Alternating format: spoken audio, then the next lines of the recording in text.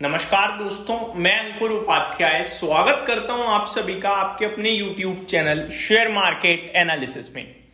दमदार इन्फ्लेशन का डेटा आता हुआ दिख रहा है भारत का। दमदार इंडस्ट्रियल प्रोडक्शन डेटा आता हुआ दिख रहा है भारत का। इन्फ्लेशन का आंकड़ा अमेरिका ने भी बहुत ही दमदार पेश करा। इसके दम पर डाउ फ्यूचर्स भी करीब 250 पॉइंट्स ऊपर थे।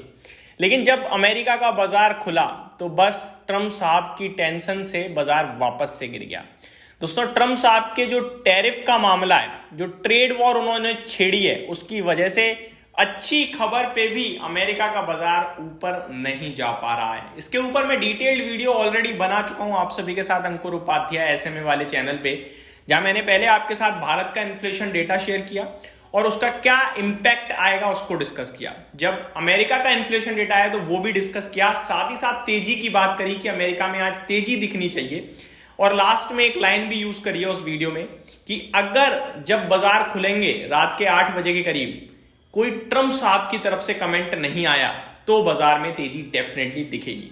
ट्रम्प साहब का तो कमेंट नहीं आया, लेकिन कमेंट आ गया कनाडा से, कमेंट आ गया यूरोप से। उन्होंने काउंटर टैरिफ इंपोज कर दिया है, जिसकी वजह से अमेरिका के बाजार में गिरावट दिख रही है। एक एक करके आप सभी के साथ डेटा पॉइंट शेयर करता हूं। इस चैनल पे नहीं शेयर किया है तो शुरू से शुरू करते हैं। सबसे पहले आज म्यूचुअल फंड इंडस्ट्री का डेटा आया दोस्तों। एसआईपी बुक करीब 26,000 करोड़ की है हमारी स्टिल फेब्रुअरी में।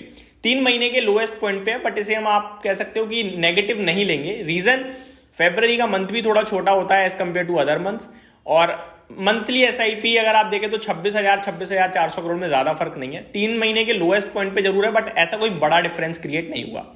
स्टिल नेट इनफ्लो ही है, 29,000 करोड़ के समथिंग का नेट इनफ्लो है अभी भी। स्मॉल कैप में सबसे ज्यादा अभी भी फंड आ रहा है, देन मिड कैप और देन स्मॉल कैप। और अगर आप काउंट करें लास्ट मंथ से तो स्मॉल कैप में ही सबसे ज्यादा फ्लो कम हुए हैं, 35% समथिंग फ्लो डाउन हुए हैं as compare to January, but still सबसे हाईएस्ट फ्लो वहीं पहुंचा है।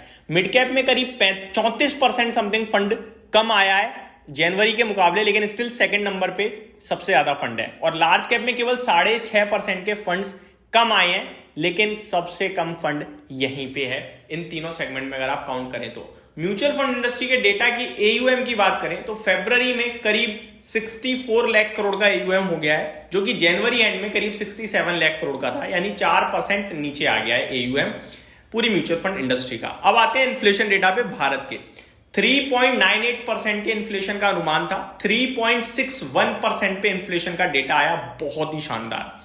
इंडस्ट्रियल प्रोडक्शन की बात करें तो 3.5% का अनुमान था, 5% पे आया, बहुत ही ज्यादा दमदार प्रोडक्शन डेटा आता हुआ दिख रहा है। इंडस्ट्रियल प्रोडक्शन डेटा ये तो मतलब इतना दमदार था कि इसकी वजह से तो पूरा बाजार खुश हो जाना चाहिए मेरे हिसाब से।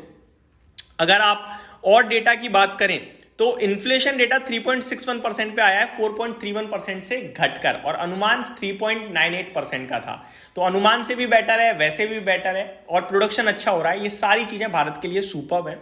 ये सब देखने के बाद आरबीआई गवर्नर संजय मल्होत्रा जी के पास एडिशनल राइट्स आ गए कि आप अप्रैल में रेट कट कर सकते हो। तो उम्मीदें हमें पूरी हैं। अब आते हैं थोड़ा सा अमेरिका पे। यूएस का भी दोस्तों सीपीआई डेटा आया, अनुमान 0.3% का था मंथ ऑन मंथ, 0.2% पे आया, अनुमान से बेटर। पूरे ईयर की बात करें तो 2.9% के सामने 2.8% पे रहा, तो बेहतर था। इसी की वजह से डाउ फ्यूचर्स भी करीब 200-250 पॉइंट्स ऊपर कूद गए और हमें उम्मीद थी कि बाजार आज अच्छा करना चाहिए। अब करंट सिचुएशन में अगर अमेरिका की बात करें तो डाउ तो टूट गया है, लेकिन नैस्डैक इंडेक्स में स्टिल तेजी देखने को मिल रही है। एक एक करके मैं पहले आपको पूरा यूएस मार्केट शेयर करता हूं। करीब नैस्डैक इंडेक्स में 0.64% की तेजी है और 110 पॉइंट ऊपर है। एसएमपी 500 करीब फ्लैट है, कुछ नहीं है, छोड़ो इसे। रसल 2000 में आधे % की गिरावट है, लेकिन डाउ 235 पॉइंट नीचे दिख रहा है, अभी करीब आधे % नीचे। थोड़ी देर पहले तो 300 पॉइंट नीचे हो गया था ये। अब ये क्यों हुआ है? क्योंकि Canada will impose 25% retaliatory tariff on US goods worth ₹29.8 billion Canadian dollar from March 13 March, यानी कल से 29.8 कैनेडियन डॉलर पे 25% का टैरिफ कनाडा ने भी लगा दिया, क्योंकि यूएस तो पहले ही लगा चुका है 25% का। अब कनाडा ने भी लगा दिया, और यही कुछ चीजें बनते हुए दिखे, कारण बनते हुए दिखे, जिसकी वजह से अमेरिका आपको नीचे दिख रहा है। और ये तो होना ही था, वन साइडेड तो टैरिफ लगेगा नहीं, लगेगा तो दोनों से लगेगा। यूरोप भी ऑलमोस्ट तैयार है, उसने भी कह दिया कि हम 26 बिलियन यूरोस पे जो भी गुड्स हैं उस पर हम टैरिफ मारेंगे 25% का। तो ये सारी जंग अभी रुकने का नाम नहीं ले रही है, ट्रेड वॉर बढ़ते हुए दिख रही है, जिसकी वजह से प्रॉब्लम आ रही है। अब आ जाते हैं दोस्तों FIDIs के डेटा पे थोड़ा सा, कि आज कैसा रहा है फंड फ्लो। और कल भारतीय बाजार की एक्सपायरी भी है, और कल भारतीय बाजार जब बंद होगा उसके बाद सीधे 3 दिन बाद खुलेंगे, क्योंकि परसों बाजार बंद रहने वाला है होली के चलते। तो ये भी बता देता हूं मैं आपको। FIDIs के डेटा की बात करें तो FIIs की सेलिंग आई है 1627 करोड़ की, और DIIs की बाइंग आई है 1510 करोड़ की। तो ये आपके लिए FIDIs का डेटा। अब आ जाते हैं कुछ स्टॉक स्पेसिफिक एक्शन के बारे में। स्टॉक स्पेसिफिक एक्शन के बारे में बात करें तो छोटी मोटी खबरें तो काफी सारी हैं, बट उनको हम अभी करते हैं अवॉइड। आज जो एक्शन में रहे स्टॉक, उनके बारे में थोड़ा सा डिस्कशन करते हैं।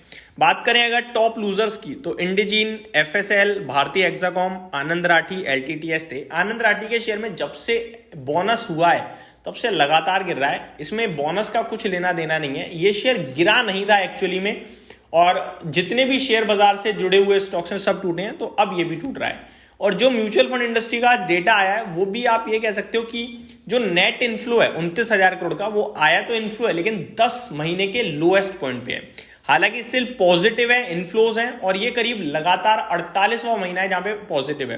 तो म्यूचुअल फंड इंडस्ट्री भी थोड़ा नेगेटिव साइड पे रिएक्ट करते हुए दिखी इस डेटा पे। यही समाप्त करता हूं इस वीडियो को। उम्मीद करता हूं डिटेल्स डेटा पसंद आया होगा। Thank you so much for watching this video. Good night guys.